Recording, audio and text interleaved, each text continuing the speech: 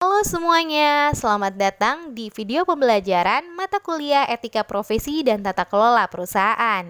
Saya Lila Nurdiana bersama dengan dua rekan saya, Dewi Setiawati dan Denny Sulistyo dari Magister Akuntansi Sekolah Tinggi Ilmu Ekonomi Indonesia yang diajarkan oleh Dr. Nursanita Nasution, SE, ME, CSRA akan membahas mengenai dugaan pelanggaran POJK nomor 71 POJK titik 05 2016 dan Kode Etik Akuntan Publik dengan analisis studi kasus PT Asuransi Jiwa Adisarana Wana Arta. Background dari masalah ini adalah Otoritas Jasa Keuangan atau OJK mengumumkan pencabutan izin usaha PT Asuransi Jiwa Adisarana Wana Arta atau dikenal dengan Wana Arta Life pada tanggal 5 Desember 2022. Kenapa? Karena Wana Arta Life tidak dapat memenuhi rasio solvabilitas risk-based capital yang telah ditetapkan sesuai Peraturan Otoritas Jasa Keuangan nomor 71 POJK titik 05 2016 tentang kesehatan keuangan perusahaan asuransi dan perusahaan reasuransi, sehingga nasabah Wana Arta Life mengalami klaim gagal bayar. Wana Arta Life tidak mampu menutup selisih kewajiban dengan aset, baik melalui setoran modal oleh pemegang saham pengendali ataupun mengundang investor. Selisih antara kewajiban dengan aset ini merupakan akumulasi kerugian akibat penjualan produk sejenis saving plan. Cara Wana Arta Life menjual produk tersebut, saving plan tersebut, yaitu dengan imbal hasil pasti tapi nggak diimbangi dengan kemampuan perusahaan dalam mengelola investasinya, sehingga mereka merekayasa kondisi laporan keuangan mereka yang dilaporkan ke OJK maupun yang dipublikasikan. Kantor Akuntan Publik Kosasih, Nurdiaman, Mulyadi, Cahyo dan rekan atau dikenal dengan KAP KNMTR, di mana akuntan publiknya Nurdiaman dan Jenly Hendrawan adalah AP dan KAP yang memberikan jasa atas laporan keuangan tahunan PT Asuransi Jiwa Adisarana Wana Arta atau PT WAL dari tahun 2014 sampai 2019. Sebenarnya kalau selama itu berarti kan seharusnya auditor tersebut cukup ya memiliki pengalaman dan pemahaman tentang bisnis perusahaan yang diauditnya. Namun auditor tersebut memberikan pernyataan wajar tanpa pengecualian atas laporan keuangan yang diauditnya. Untuk Wana Arta, melalui pemeriksaan OJK tersebut, akhirnya OJK mengeluarkan pembatalan surat tanda terdaftar kepada AP atas nama Nurdiaman dan Jenly Hendrawan dan KAPKN MTR karena dinilai telah melakukan pelanggaran berat, sebagaimana dimaksud dalam pasal 39 huruf B POJK nomor 13 POJK titik 03 2017 tentang penggunaan jasa akuntan publik dan kantor akuntan publik dalam kegiatan jasa keuangan. AP Nurdiaman dan AP Jenly Hendrawan diduga melakukan pelanggaran etika profesi yang ditandai dengan pembatalan surat tanda terdaftar dari OJK serta terbitnya keputusan Menteri Keuangan nomor 61 KM.0.1 2023 tanggal 31 Januari 2023 tentang sanksi pembekuan izin kepada AP Nurdiaman. Teori yang kami gunakan adalah teori agensi, teori stakeholder, peraturan mengenai kesehatan keuangan perusahaan asuransi dan perusahaan reasuransi, teori fraud triangle, teori pengambilan keputusan etis, prinsip dasar etika profesi akuntan publik, dan etika profesi. Selanjutnya adalah analisis kasus dan pembahasan. Sekilas profil PT Asuransi Jiwa Adisarana Wana Arta. Berdiri sejak tahun 1974, dulunya bernama Asuransi Jiwa Mahkota Abadi, lalu berubah menjadi Asuransi Jiwa Mahkota Said, dan tahun 1998 berubah menjadi Wana Arta Life. Wana Arta Life merupakan asuransi jiwa yang mendapat dukungan kuat dari pemegang saham yaitu Fedin Consolidated Companies dan Yayasan Manajaya. Juga terdapat 4 perusahaan reasuransi lokal yaitu PT Maskapai Reasuransi Indonesia, PT Reasuransi Indonesia Utama, PT Reasuransi Nasional Indonesia, dan PT Tugu Reasuransi Indonesia. Inilah sederet prestasi yang ditorehkan Wana Arta Life menurut lifepal.co.id versi majalah Investor and Media Asuransi tahun 2019. Berikut adalah kronologi kasus PT Asuransi Jiwa Adisarana Wana Arta. Pada tahun 2018, OJK menduga adanya indikasi ketidakwajaran One Arta Life untuk produk asuransi saving plan. Kenapa? Karena imbalan dijanjikan tidak sesuai dengan kemampuan hasil pengelolaan investasi. Sehingga pada Oktober 2018, OJK memerintahkan untuk menghentikan pemasaran produk saving plan mereka. Pada bulan Januari 2020, rekening One Arta Life diblokir oleh Kejaksaan Agung dan 2 bulan setelahnya naik menjadi disita. Pada tanggal 4 Agustus 2020 sampai dengan 26 Juni 2021, OJK memberikan sanksi peringatan pertama sampai ketiga karena One Arta Life tidak memenuhi batas minimum risk-based capital, rasio kecakupan investasi, dan ekuitas minimum. Pada bulan Mei 2021, para nasabah One Arta Life yang tergabung dalam perkumpulan pemegang polis One Arta berkumpul untuk melakukan mediasi dengan pihak One Arta di gedung Badan Penyelesaian Sengketa Konsumen DKI Jakarta. Kenapa? Karena mereka ingin menanyakan kejelasan dana mereka sebagai nasabah. Sebab pihak asuransi tidak menyampaikan informasi secara transparan mengenai sebenarnya apa sih yang terjadi dengan dana mereka. Selanjutnya adalah November 2021. OJK memberikan sanksi pembatasan kegiatan usaha kepada perusahaan One Arta Life. Pada bulan Maret 2022, ini adalah ketiga kalinya mediasi dengan nasabah dan pihak perusahaan.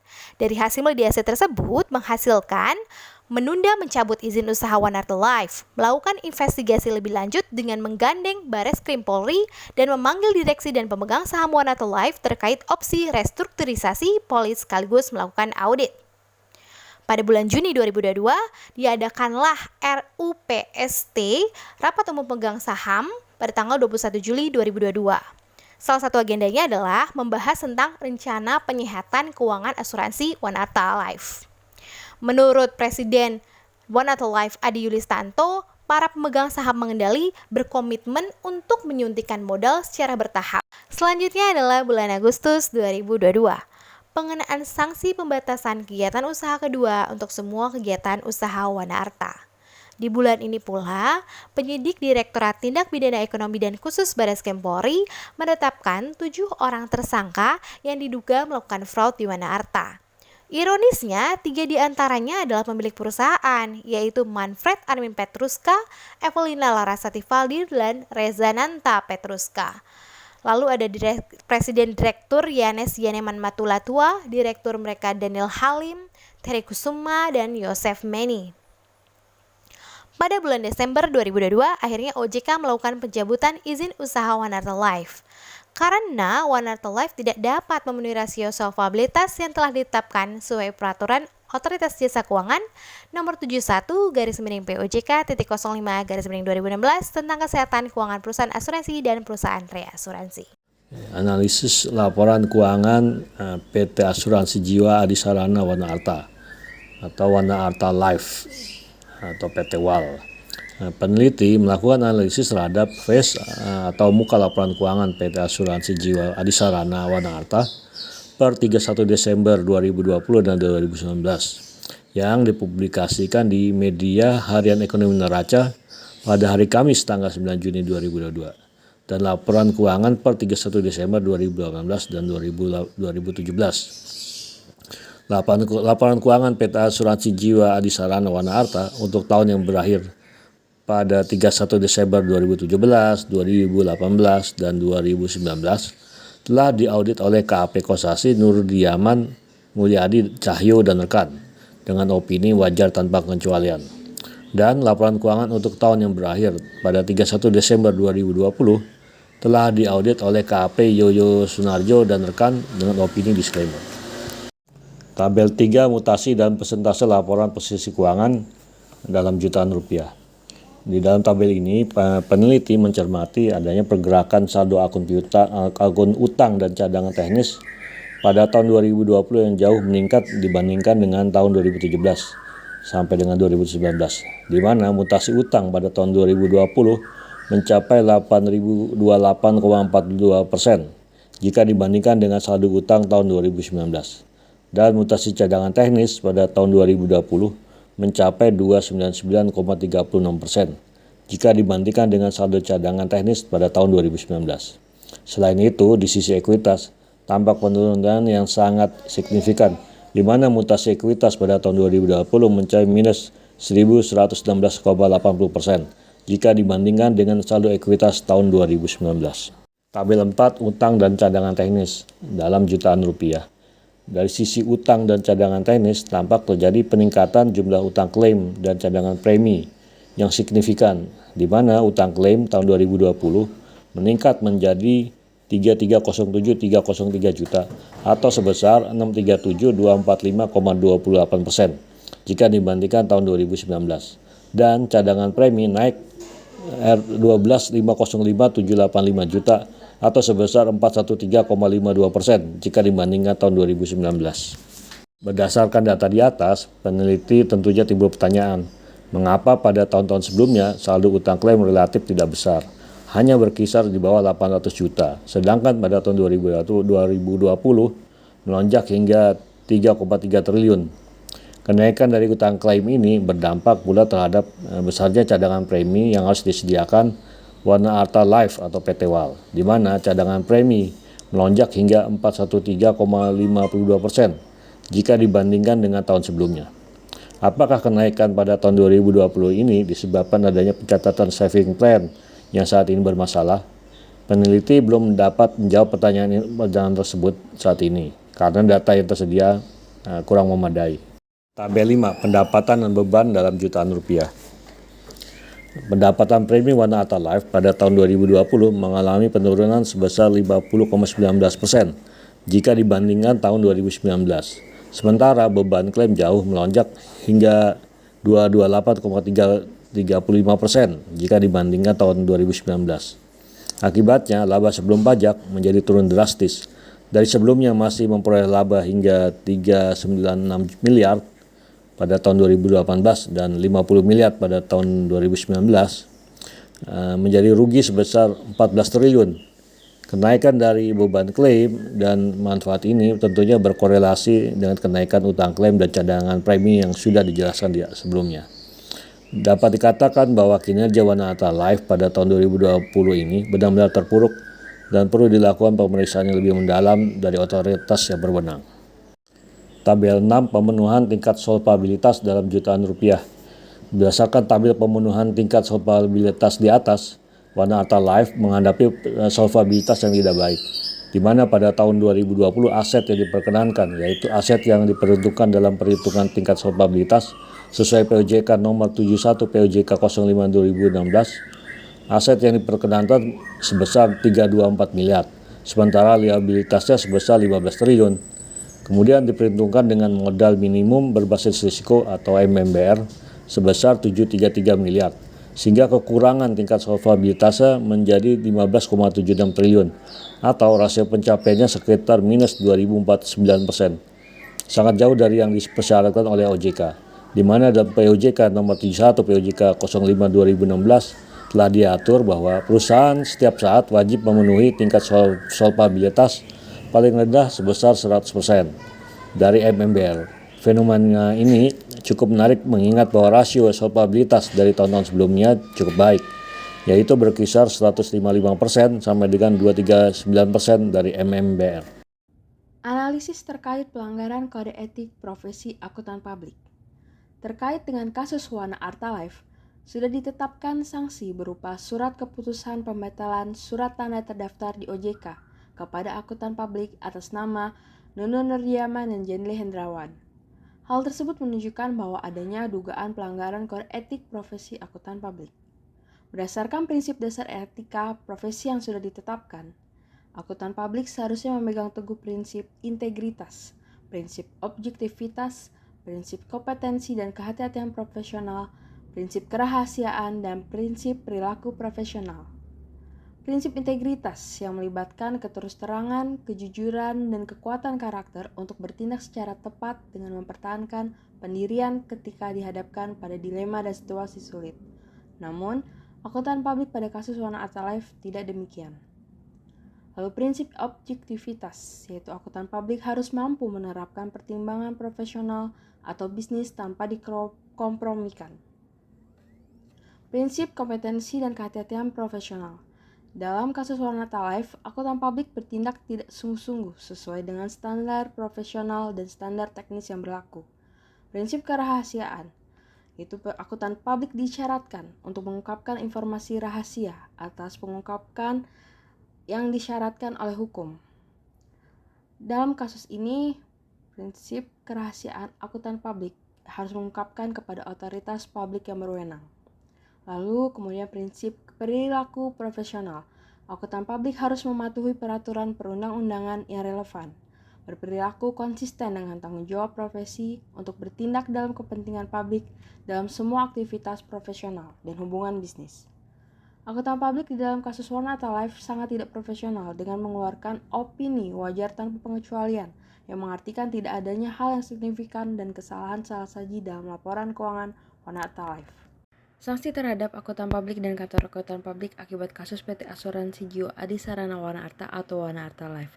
Pada tanggal 7 Maret 2023, OJK telah menetapkan sanksi berupa surat keputusan pembatalan surat tanda terdaftar di OJK kepada akuntan publik atas nama Nunun Nurdiaman dan Jendi Hendrawan dan kantor akuntan publik Kosasi Nurdiaman, Mulyadi Jajo dan rekan, masing-masing melalui surat keputusan Dewan Komisioner tanggal 24 Februari 2023. Menurut surat keputusan pembatalan surat tanda terdaftar di OJK, maka akuntan publik Nunun Nurdiaman tidak diperkenankan memberikan jasa pada sektor jasa keuangan sejak 28 Februari 2023 dan akuntan publik Jendi Hendrawan tidak diperkenankan memberikan jasa pada sektor jasa keuangan sejak 24 Februari 2023 dan kantor akuntan publik tidak diperkenankan menerima penugasan baru sejak ditetapkannya surat keputusan dan wajib menyelesaikan kontrak penugasan audit atas laporan keuangan tahunan tahun 2020 yang telah diterima sebelum ditetapkannya keputusan paling lama 31 Mei 2023. Lalu penetapan sanksi tersebut menunjukkan bahwa adanya pelanggaran kode etik profesi akuntan publik dan kantor akuntan publik.